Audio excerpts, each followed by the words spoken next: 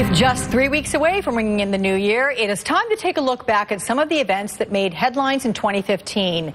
And here to break it all down for us is Sarah Jansen, senior editor of the World Almanac and Book of Facts 2016. So with a welcome to you. No pressure, you got to get this all right. I was teasing you during the commercial break saying you have no room for error here. Let's start with the year's top news stories. I don't think people are going to be surprised by your top three. What are they? I don't think people will be surprised at all. Of course, the crisis in Syria and the ongoing fight with ISIS was our #1 top news story. That's displaced 11 to 12 million Syrians within the region and without. And it actually also relates to our #2 top news story, which was the migrants and refugees all heading elsewhere, many of them reaching Europe. Europe, yeah, absolutely. And then the Iran nuclear agreement, too. The Iran nuclear agreement was our #3 top news story, and that's just going to have extreme ramifications in the upcoming years. Offbeat stories, which are always kind of fun. What'd you find there? So our favorite offbeat news story this year was actually about this guy named Nigel Richards. He wins Scrabble tournaments. That's just what he does. And this year he won the French language Scrabble tournament, despite the fact that the man does not speak a word of French. Wait, what? He Seriously? just memorized the dictionary, which has almost 400,000 words. Oh, okay. I'm such an underachiever.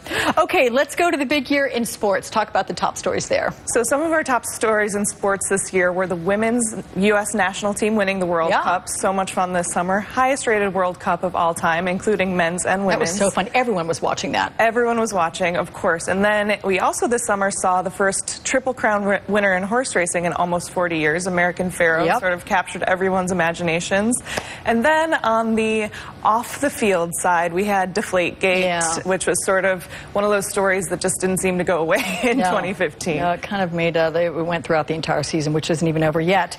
What do you think is the best item that represents what most people were talking about in 2015? A time capsule thing, as you call it. Right. So we put together a time capsule every year, and that includes serious things like maybe a cap from Pope Francis, who visited the U.S. in 2015. But also, on the sillier side, we had the dress. That dress. It went viral in February. Everyone was talking about it. What colors are it? I actually saw people got it tattooed on their skin. They did not. Yes, really? they did. We saw some images. It was just one of those things that people couldn't stop talking about in social media. And you know what? I've forgotten. What was the answer? Was it blue and black, or was it white and gold? Do we even remember? Does anybody remember here in the studio? I mean, I can't remember which one it is. Do you remember? It was blue and black? Was? Okay. Well, yeah, there it is, blue and black. That's kind of what it looks like. I hope I didn't get it wrong.